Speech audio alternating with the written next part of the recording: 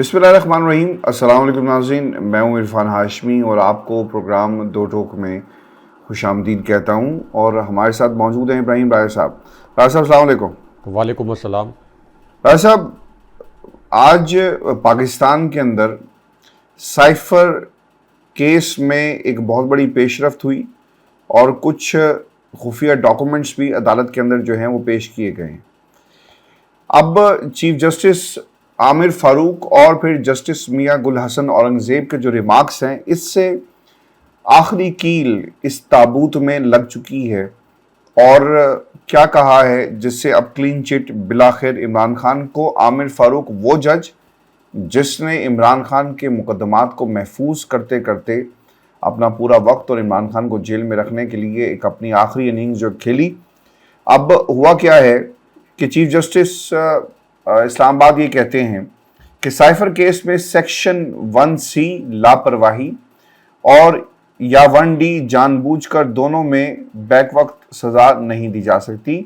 फर्ज करें कि इल्ज़ाम दुरुस्त है, तब भी 2 साल से ज़ायद सज़ा जो है वो नहीं दी जा सकती। चीफ जस्टिस आमिर फारूक फिर वो ये भी कहते हैं कि ये एक कि जस्टिस मियां गुल हसन औरंगजेब ने इस्तफसार ये भी किया कि साइफर कॉपी बानी पीटीआई को सुपुर्दगी का वाहिद गवाह आजम खान है।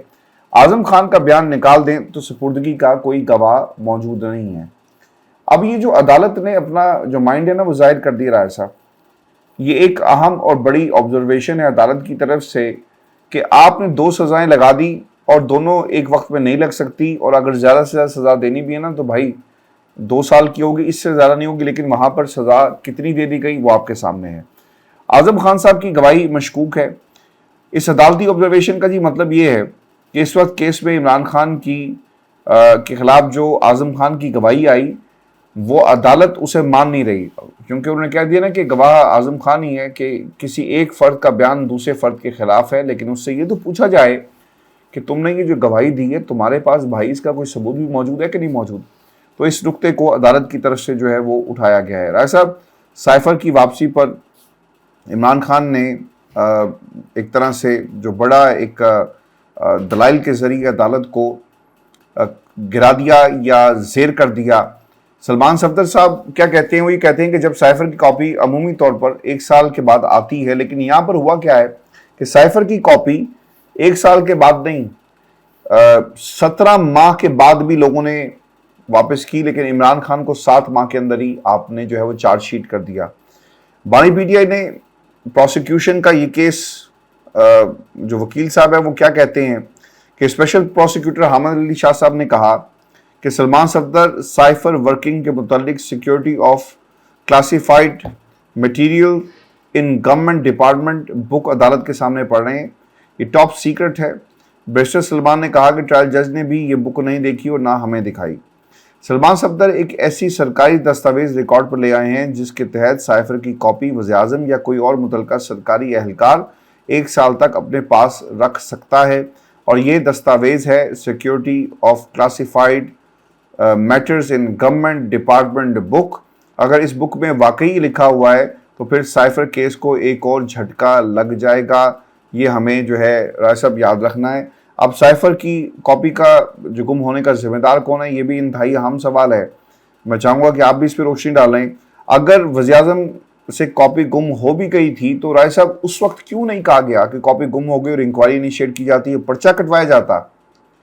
जिन पर शक था उनसे इंक्वायरी होती, लेकिन नहीं किया गया।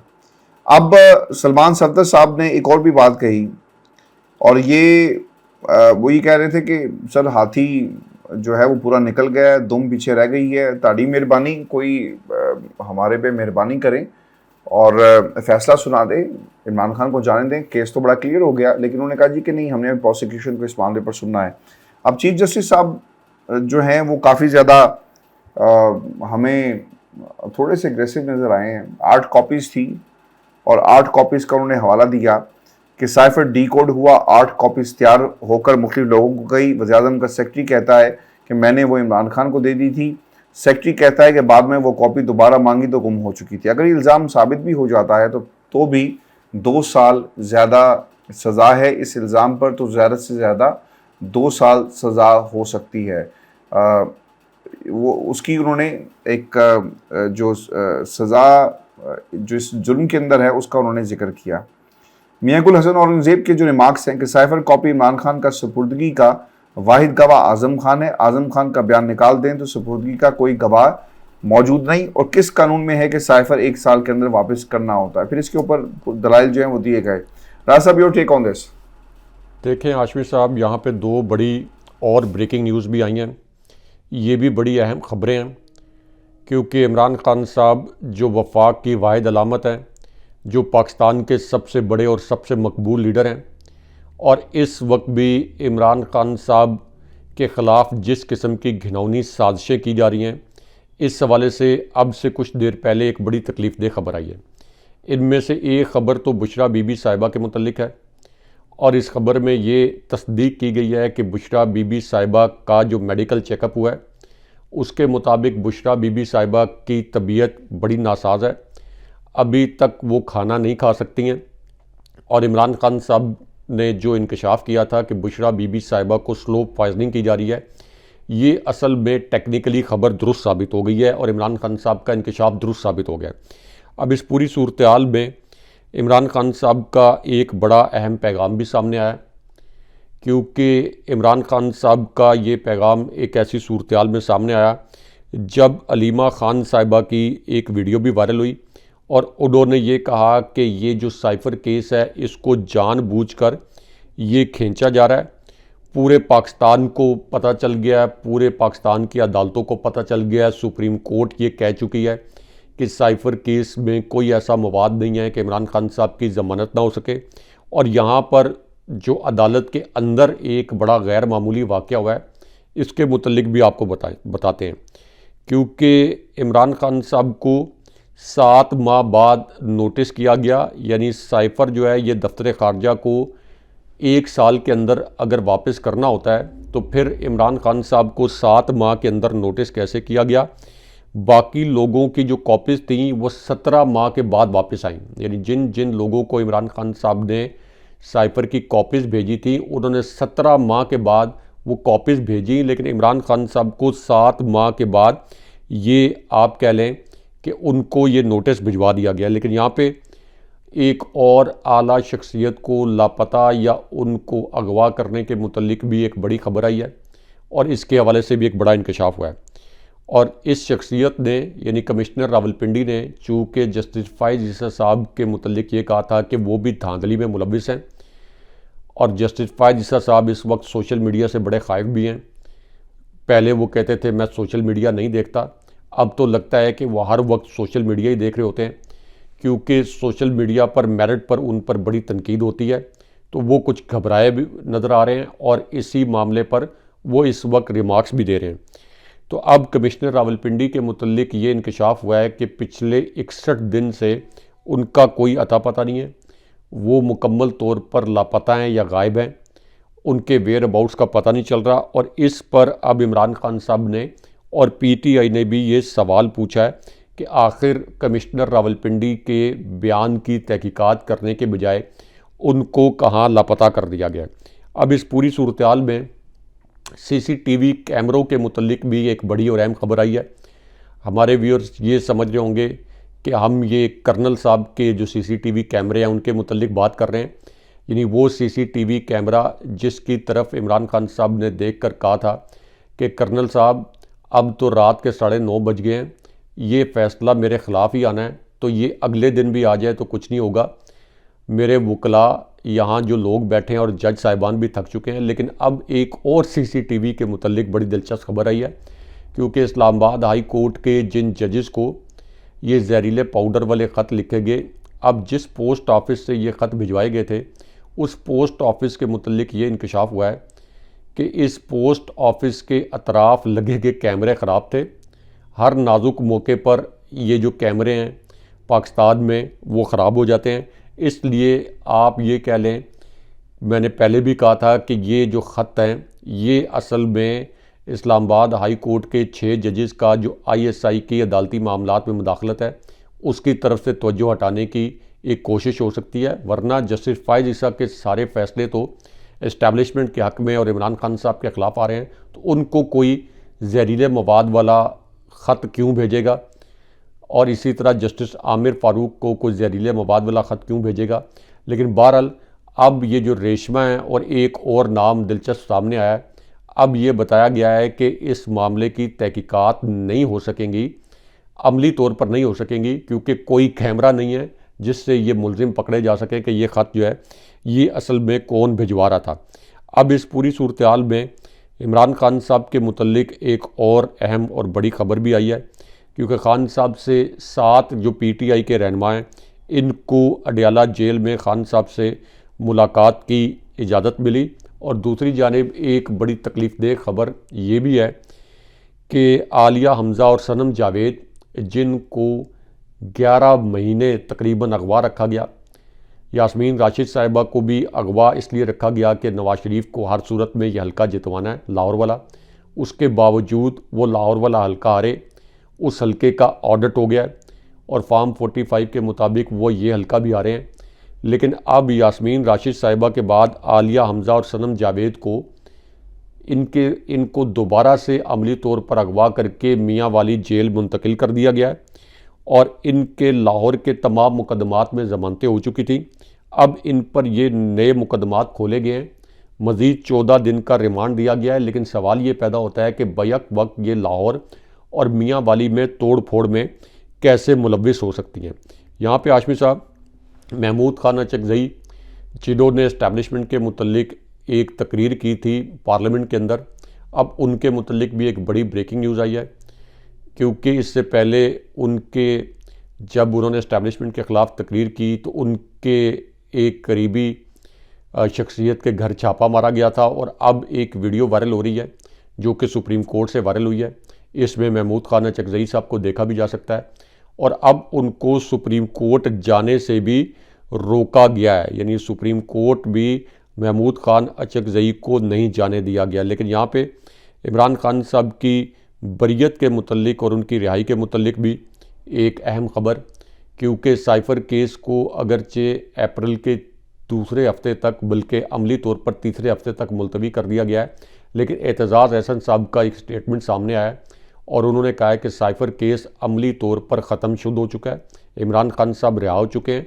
ये अब जस्टिस आमिर फ़ारूक साहब ने एक बारीक खेल खेल कर इसको 16 अप्रैल तक इसकी समाअत मुलतवी कर दी है। लेकिन अल्टीमेटली इस केस में भी इमरान खान साहब की ज़मानत और उनकी सज़ा ये मुअत्तल हो जाएगी। होना तो ये चाहिए कि इमरान खान साहब को के ख़िलाफ़ ये केस ख़त्म करके रिहाई दे देनी चाहिए, लेकिन बहरहाल अब इमरान खान साहब की ज़मानत इस केस में ज़्यादा देर रुक नहीं सकती। अब इसी पूरी सिचुएशन में इमरान खान साहब का आखिरी और अहम पैगाम, आज के दिन का आखिरी और अहम पैगाम भी सामने आया और खान साहब ने कहा है कि इस्लामाबाद हाई कोर्ट के इन 6 जजेस को मैं सलाम भी करता हूँ और ये मुतालबा भी करता हूँ कि इन 6 जजेस के ख़त की तहकीकात के लिए फुल कोर्ट तश्कील दिया जाए। और इस पूरी सूरत हाल में सोशल मीडिया पर जस्टिस फ़ाइज़ ईसा साहब के इस्तीफ़े का ट्रेंड भी चल रहा है और PTI ने भी मुतालबा किया कि इस्लामाबाद हाई कोर्ट के चीफ जस्टिस और जस्टिस फ़ाइज़ ईसा ये दोनों मुस्ताफ़ी हों। साहब एक ट्राइका बना है जी, महमूद अचकज़ई, सरदार मैंगल, बल्कि ये ट्राइका से आगे की कोई चीज़ बन गई है। जमात इस्लामी है, महमूद खान अचकज़ई, लेकिन जो मेन है फजल रहमान अचकज़ई और इमरान खान हैं। और बाकी जमातों को भी इत्तेहाद की जो है उन्होंने बात की है कि ईद के बाद हम इकट्ठे हो रहे हैं। अच्छा राय साहब, मुलाकात हुई है खान साहब की सियासी कायदीन से और काफ़ी अर्से के बाद मुलाकात हुई। शिबली फराज थे, उमर अयूब थे, रऊफ़ हसन, असद कैसे इसमें शामिल थे। और इमरान खान ने जो मुलाकात के अंदर जो सैफुल्लाह न्याज़ी साहब हैं उनसे मुलाकात की, तो उनके बारे में कहा यह जाता है कि काफ़ी करीब थे, लेकिन जब बुरा वक्त आया तो ये पाकिस्तान तहरीक इंसाफ को छोड़कर चले गए। और इनके बारे में जब खान साहब ने इनको देखा तो पहला जुमला जो कहा वो ये था कि यार तुम तो हमें छोड़कर चले गए थे। फिर कोई बात नहीं हुई। इससे पहले फवाद चौधरी ने भी कोशिश की, मुसर्रत चीमा ने भी कोशिश की, असद उमर ने भी कोशिश की कि वापस आ जाएं, अली जैदी साहब भी कोशिश कर रहे हैं, इस्माइल साहब भी कोशिश कर रहे हैं, सारे कोशिशें कर रहे हैं। लेकिन इमरान खान ने सैफुल्लाह न्याज़ी साहब से सलाम और तुम तो यार हमें छोड़ कर चले गए थे, इब्रारुल हक भी कोशिश कर रहा है, इसके अलावा कोई बात जो है उन्होंने नहीं की।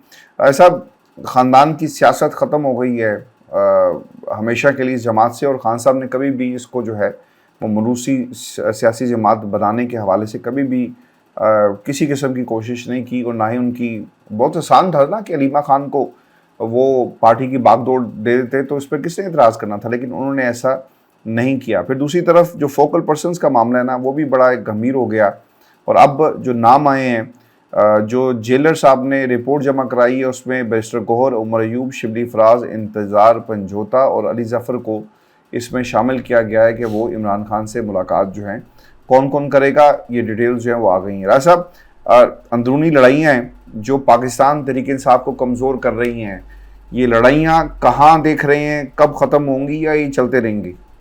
देखें हाशमी साहब, ये जो ख़बर आपने पढ़ी, इस खबर के अंदर भी दो बड़ी खबरें छुपी हैं और दो बड़ी अहम मुलाकातों की जो अंदरूनी कहानी है ये अपने व्यूअर्स के सामने रखते हैं।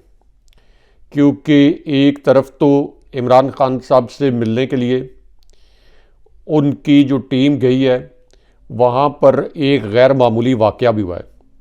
इमरान खान साहब से मुलाकात करने वालों में उमर अयूब, शिबली फराज, रऊफ़ हसन और असद कैसर शामिल थे, लेकिन एक करैक्टर ऐसे भी थे जो कि इमरान खान साहब के नापसंदीदा करैक्टर बन चुके हैं और इमरान खान साहब उनको पसंद नहीं करते।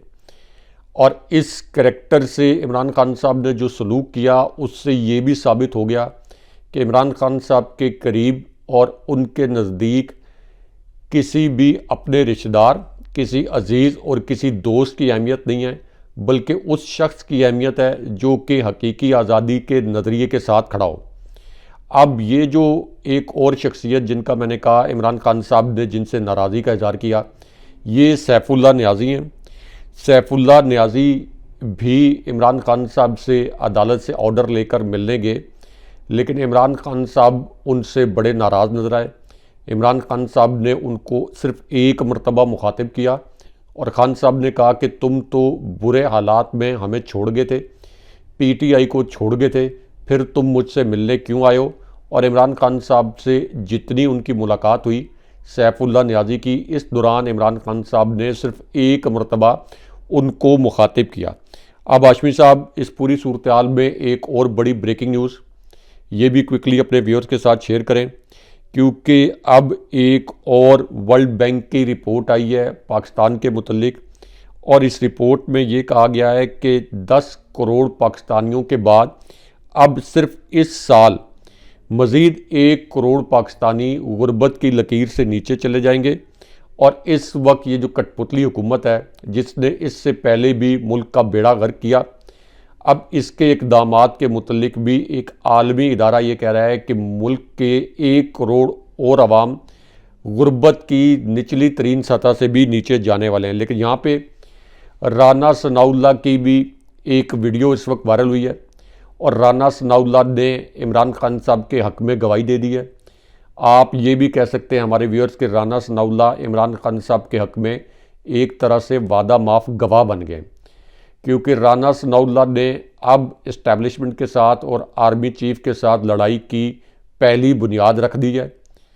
और राना सनाउल्लाह की इस वीडियो में वो ये अल्फाज बोल रहे हैं कि असल में इमरान खान साहब को एक हफ़्ते में जो 3 सज़ाएँ सुनाई गई, इन सज़ाओं के मुतल्लिक हमें पहले ही पता चल गया था कि ये सज़ाएँ प्रिवेल नहीं कर सकेंगी, ये सज़ाएँ अदालत में ज़्यादा देर तक नहीं ठहर सकेंगी। यानी एक तो उन्होंने ये एतराफ़ कर लिया कि ये सज़ाएँ और ये केसेस जाली थे, और ऊपर से उन्होंने कहा कि ये जो 3 सज़ाएँ सुनाई गई हैं एक हफ़्ते के अंदर इमरान खान साहब को, ये असल में इस्टेब्लिशमेंट की नून लीग के ख़िलाफ़ साजिश थी। और फ़ौजी क़यादत पर इल्ज़ाम लगाते हुए उन्होंने कहा कि इसकी वजह से हम ये इलेक्शन हार गए। यानी राना सनाउल्लाह तो अपना इलेक्शन हार ही हारे।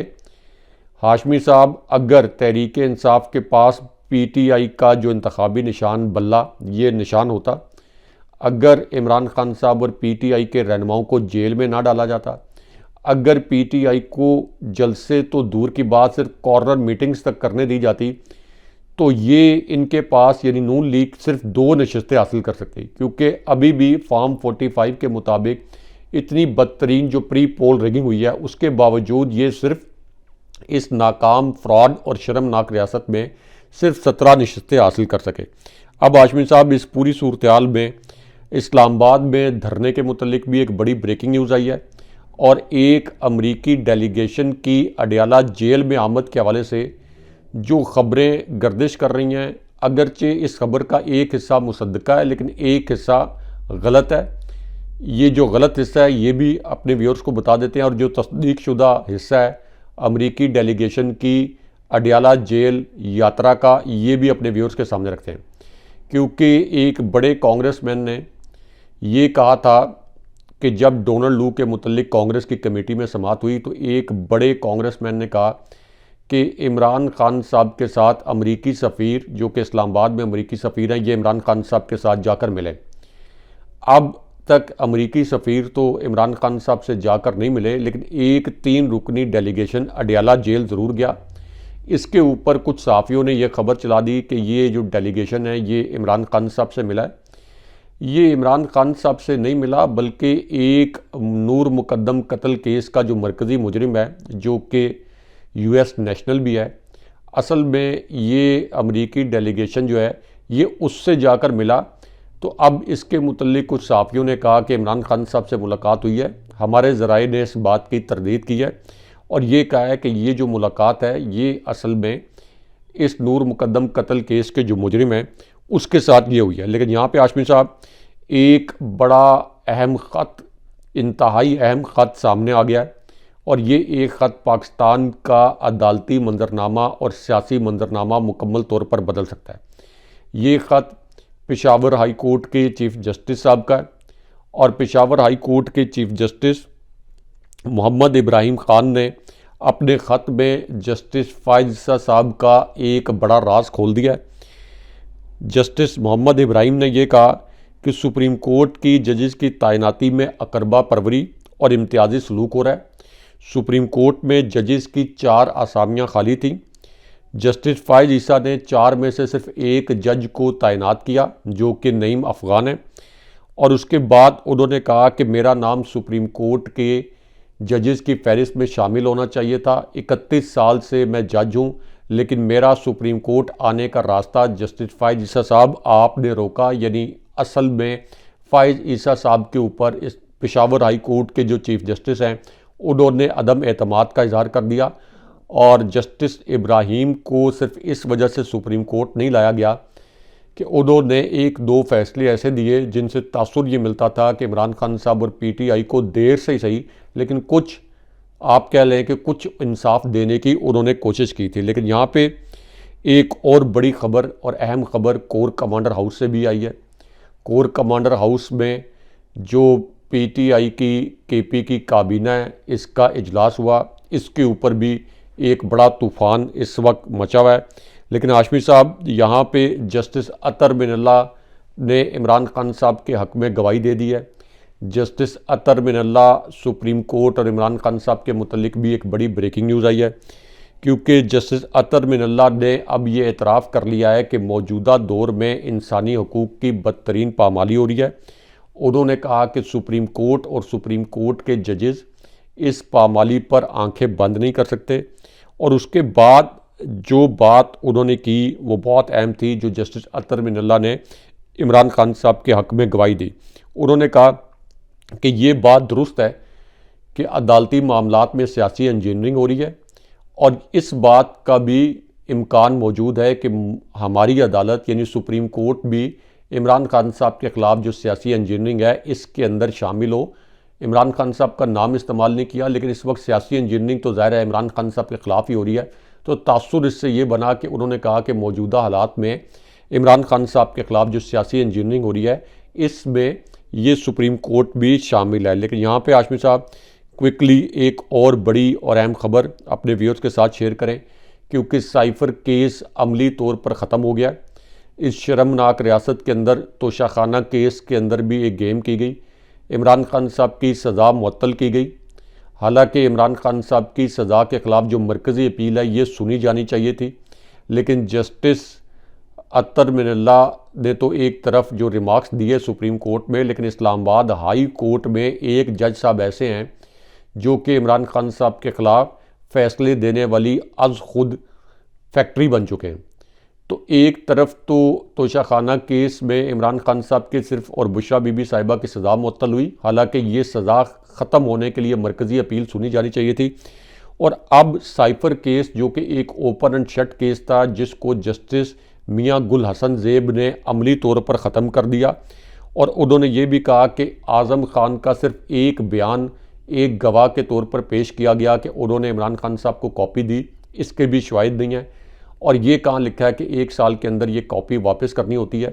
तो अमली तौर पर उन्होंने भी इस केस को उड़ा कर रख दिया।